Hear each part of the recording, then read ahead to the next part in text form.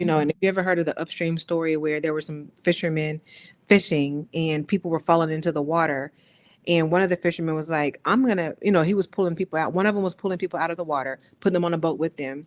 And one of the fishermen was like, I'm gonna go upstream to figure out like what's happening.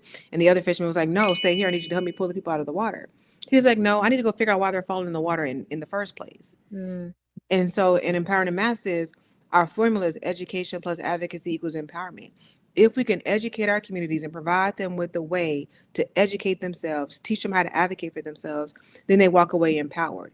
And so that's where that short-term job training comes in. If I can teach you how to be employable and not just teach you the hard skills of the trade that we're providing for you and the certification, but the soft skills is going to keep you employed, because we can teach you the hard skills and you can get employed, but if we don't marry that with the soft skills, you're not going to remain employed, and it's going to be this cycle of poverty, over and over again.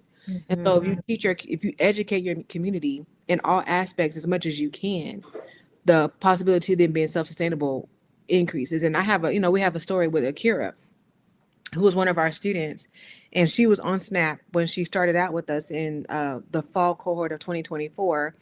And Akira is a young woman, so she had the ability to work, but she just wasn't making enough money because she didn't, have a college degree. She didn't have a certification, so she was working two jobs.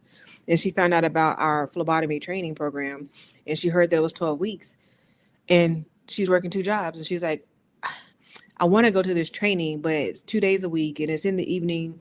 If I quit one of my jobs and I can pay my rent, but I can't buy groceries for myself, then I'm going to have to apply for SNAP.